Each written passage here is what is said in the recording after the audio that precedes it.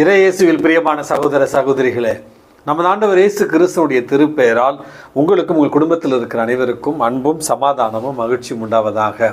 அன்புமிக்கவர்களே, இன்றைய மன்னா இல்லம் தோறும் இறை வார்த்தை என்கிற இந்த யூடியூப் சேனலை சப்ஸ்கிரைப் செய்து மற்றவர்களோடு பகிர்ந்து கொள்ள, இறை வார்த்தையை பகிர்ந்து கொள்ள உங்களை அன்போடு கேட்டுக்கொள்கிறேன்.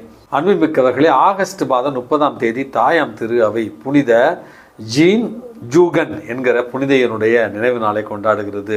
இவர் வாழ்ந்தது, வளர்ந்தது, பணி செய்தது எல்லாமே திருச்சபையினுடைய 18வது நூற்றாண்டில். இவர் பிறந்தது பிரான்ஸ் தேசத்தில். உள்நாட்டு போர் மற்றும் தொழில் புரட்சி நடந்து கொண்டிருந்த நேரத்தில் தான் இவர் பிறந்திருக்கிறார். குடும்ப சூழல் காரணமாக பணிப்பெண்ணாக 2-3 பணக்கார பிரபு குடும்பங்களில் பணி செய்திருக்கிறார். அந்த குடும்பங்களில் இவர் கற்றுக்கொண்ட நம்பிக்கை, விசுவாசம் இவற்றின் பொருட்டாக ஒரு அருட்சகோதரியாக பணியில் இணைந்து பணி செய்வதற்காக விரும்புகிறார். இருந்தாலும் அதற்கான வாய்ப்புகள் அவருக்கு மறுக்கப்படுகின்றன. புனித ஜான் வுட்ஸ் தொடங்கிய மகளிருக்கான ஒரு துறவு சபையில் சேர்ந்து சிறிது காலம் பணி செய்கிறார். ஒரு செவிலியராக, நர்ஸாக தன்னை அவர் தயார்படுத்தி கொண்டு ஏழையர்களுக்கும் மற்றும் நோயுற்றவர்களுக்கும் சிறப்பான விதத்தில் இவர் பணி செய்தார் என்று இவருடைய வாழ்க்கையில் நம்ம பார்க்கிறோம். தன்னுடைய நெருங்கிய நண்பர்களோடும் தோழியரோடும் சேர்ந்து முதியவர்களுக்கு, அதுவும் குறிப்பாக நோய்வாய்ப்பட்டு இருக்கிற முதியவர்களுக்கும் ஏழையருக்கும் பணி செய்வதற்காக little sisters of the poor என்று சொல்லப்படுகிற எளியோருக்கான ஏழை இறைவனுடைய அருட்சகோதரிகள் என்கிற துறவற சபையை ஆரம்பித்து முதியவர்கள், நோய்வாய்ப்பட்டவர்களுக்கான ஒரு பணியை தொடங்குகிறார். ஆன்மீகமிக்கவர்களே, தொடக்க காலத்தில் இந்த துறவற சபையை தொடங்குவதற்கு ஒரு வழிகாட்டி போல இருந்த ஒரு அருட்தந்தையே இந்த அருட்சகோதரி ஜீன் ஜூகன் அவருடைய வாழ்க்கையில மிகப்பெரிய ஒரு துன்பத்தை ஏற்படுத்தி தருகிறார்.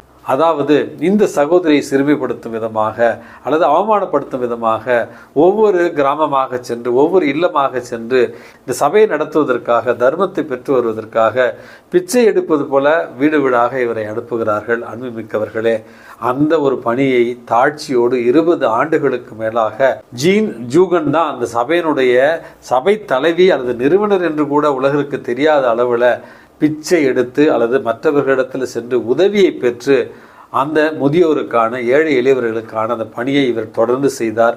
இவருடைய எளிய முயற்சியானது உண்மையாகவே இறைவனுடைய ஆசீர்வாதத்தால் பலுகி பெருகி ஐரோப்பா முழுவதும் பறந்து விரிந்தது என்று இவருடைய வாழ்க்கை வரலாற்றில் நம்ம வாசிக்கிறோம். அன்புமிக்கவர்களே, இந்த அருட்சகோதரிகளுடைய பணி என்பது இந்தியாவிலும் இருக்கிறது என்பதையும் இன்றைக்கு நம்ம உணர்ந்து கொள்ள வேண்டும். தாட்சியோடும் எளிமையோடும் தான் அந்த சபையினுடைய நிறுவனர், அந்த சபையினுடைய வளர்ச்சிக்கு அடிப்படையான காரணம் என்பதை 20 ஆண்டுகளுக்கு மேலாக தாட்சியோடு மறைத்து அல்லது தாட்சியோடு மறைவாக இருந்து பணி செய்து கடைசியில் புனிதத்துவத்தில் இறைவனடி சேர்ந்தார் இந்த புனித ஜீன் ஜூகன் என்கிற இந்த புனிதையானவள். அன்புமிக்கவர்களே, நான் வாழ்கிற இந்த ஒரு காலகட்டத்தில் எல்லாத்துக்கும் எனக்கு பெயர் வேணும், தற்பெருமையோடு நான் இருக்கணும், பெருமையோடு வாழணும், எல்லாரும் என்னுடைய வாழ்க்கையை பெருமையாக பேசணும், என் வாழ்க்கையில் வேலிடேஷன் என்று சொல்லுகிறோம் இல்லையா, ஒரு அங்கீகாரம் எனக்கு கிடைக்க வேண்டும்.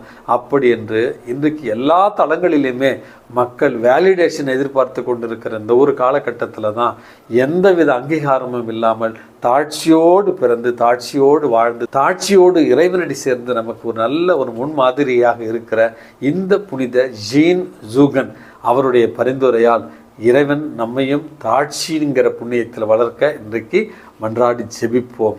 அன்புமிக்கவர்களே, இன்றைக்கு நமக்கு கொடுக்கப்பட்டிருக்கிற நற்செய்தி வாசகத்தில் தாளந்து உவமையை பற்றி தான் நமது ஆண்டவர் இயேசு கிறிஸ்து ஒரு வாழ்க்கை பாடத்தை சொல்லித் தருகிறார்.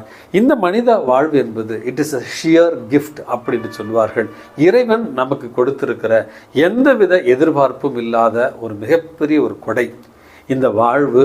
இந்த வாழ்வில் நமக்கு இருக்கிற திறமைகள், இந்த வாழ்க்கையில் நமக்கு கிடைத்திருக்கிற வாய்ப்புகள், இந்த வாழ்க்கையில் இறைவன் நம்மை ஆசீர்வதித்திருக்கிற செல்வங்கள், உறவுகள் எல்லாமே இறைவன் நமக்கு கொடுத்திருக்கிற கொடை அல்லது தாளந்து. இந்த கொடையை வைத்துக்கொண்டு நம்முடைய வாழ்வு இறைவனுடைய மகிமைக்காக இருக்கிறதா அல்லது நம்முடைய சுய தம்பட்டத்திற்காகவும் சுயநலத்திற்காகவும் இருக்கிறதா என்கிற அடிப்படையான ஒரு கேள்வியைத்தான் இறைவன் இன்றைக்கு நம்மிடம் கேட்க விரும்புகிறார். அன்புமிக்கவர்களே, கிறிஸ்டபர் மெக்காண்டல்ஸ் அப்படி என்று சொல்லப்படுகிற ஒருத்தரை பற்றி வரலாற்றில் நீங்கள் கேள்விப்பட்டிருப்பீர்கள். இவருடைய வாழ்க்கையை மையமாக வைத்து தான் இன்டு த வைல்டு அப்படிங்கிற ஒரு புத்தகம் எழுதப்பட்டிருக்கிறது. அதாவது ஒரு மிகப்பெரிய ஒரு பணக்கார குடும்பத்தில் இவர் பிறக்கிறார். செல்வ செழிப்போடு இருக்கிற அவர் திடீரென்று என்ன இது வாழ்க்கை அப்படி என்று அனைத்தையும் துறந்து விட்டு தன்னுடைய 24வது 5வது வயதிலேயே காட்டிற்கு சென்று மறைவாக வாழ ஆரம்பிக்கிறார், தனிமையில் வாழ ஆரம்பிக்கிறார், இயற்கையோடு சேர்ந்து வாழ ஆரம்பிக்கிறார். அங்கு சென்ற சில மாதங்களிலேயே இவர் இறந்து விட்டார் என்று இவரை வாழ்க்கை குறிப்பில் நம்ம வாசிக்கிறோம்.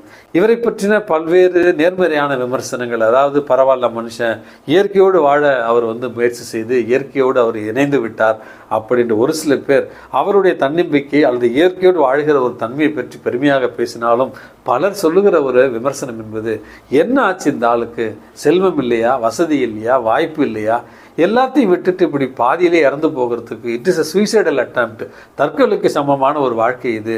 4 பேருக்கு நல்லது செஞ்சுருக்கலாம், அவருடைய திறமை வைத்து 4 பேருக்கு கல்வியை கொடுத்துருக்கலாம், அதெல்லாம் விட்டுட்டு தன்னுடைய வாழ்க்கையை அழித்து கொண்டாரே அப்படின்று அவரை பற்றின எதிர்மறையான விமர்சனம் கூட பார்க்க முடிகிறது. இப்படியாக நம்மை சுற்றி இருக்கிற பல உதாரணங்களை நம்ம சொல்ல முடியும். காரணம், இறைவன் அன்பு செய்வதற்கும், இறைவன் இந்த உலகத்தை நமக்கு கொடுத்து இந்த உலகத்தில் பெற்றோர்கள், உறவுகள் மற்றும் கல்வி, ஞானம், பொருட்செல்வம் மற்றும் அனைத்து செல்வங்களையும் கொடுத்திருந்தாலும் இந்த கொடைகளை பயன்படுத்தி இந்த உலகம் உய்வதற்கும் இறைவன் கொடுத்திருக்கிற இந்த வாழ்விற்காக நன்றி சொல்லி இந்த வாழ்க்கையில் இறைவன் கொடுத்த இந்த கொடைகளை நாமும் மகிழ்ந்திருந்து இந்த உலகம் நாம் பார்த்த உலகத்தை விட இன்னும் கொஞ்சம் சிறந்த, இன்னும் கொஞ்சம் மேம்பட்ட உலகமாக இருக்க நம்முடைய பங்களிப்பை தர இறைவன் நம்மிடம் விரும்புகிறார். ஆகவே இறைவனுடைய குரலுக்கு செவிமடுத்து இந்த உலகம் நாம் கண்டதை விட இன்னும் மகிழ்ச்சியானதாக, இன்னும் அழகுள்ளதாக, இன்னும் மனிதனையும் சிறந்த உலகமாக மாற்றிட இறைவன் உங்களையும் என்னையும் தூண்டுவாராக. எல்லாம் வல்ல இறைவன் தந்தை, மகன், தூய ஆவி உங்களையும் உங்கள் குடும்பத்தில் இருக்கிற அனைவரையும் நிறைவாக ஆசீர்வதித்து பாதுகாத்து வழி நடத்துவாராக. ஆமென்.